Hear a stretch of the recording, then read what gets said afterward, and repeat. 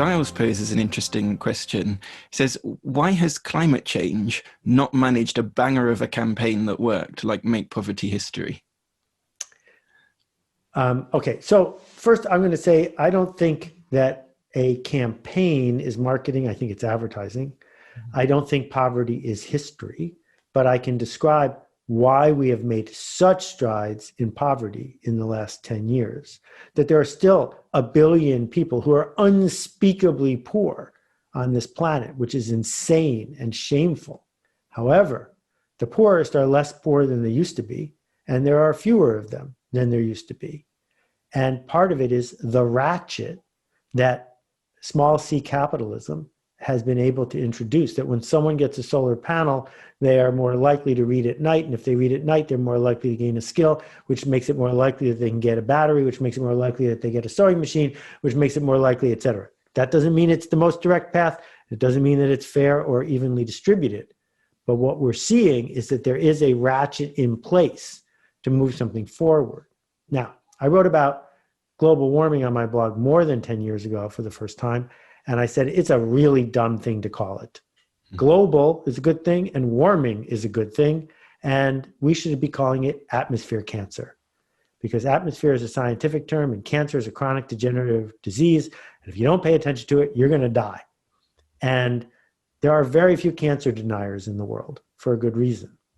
So what happened with climate change is, number one, it is a slow process that's hard to take good photos of. That's not true for poverty. Number two is it is related to each of us ultimately seeing our demise. That's a hard thing to sell. It's hard to sell life insurance and funeral services. It's hard to say to people, we're all going to die.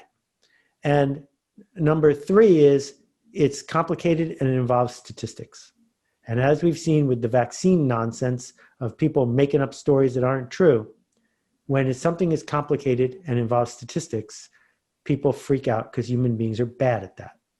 And now we've got a commercial industry, the oil business, that had an incentive to put misinformation into the world, bad marketing, knowing that they were doing it, to cloud the waters for 20 years, which they did. So the opportunity is to figure out how to tell the right story to the right people, the smallest viable audience, to put a ratchet in place so that that ratchet persists in a race to solve the problem. And for me, that feels like carbon allocation. It feels like creating an economic incentive for technologists and institutions to compete against each other to either use less carbon or to sequester carbon. If we had that regime in place, then the race would be on. And it would be a race in the correct direction. What we know is that recycling plastic bottles is a myth. It was invented by the plastic industry. It doesn't work. Making people feel bad for drinking bottled water isn't going to solve our atmosphere cancer problem. What might solve it is the fact that there's a new electric motor that's about to come out that uses 1/3 as much electricity as any other electric motor, and it can be retrofitted up and down the supply chain. What might change it is that solar panels are now cheaper than coal. These things that humans are good at, moving in the right direction.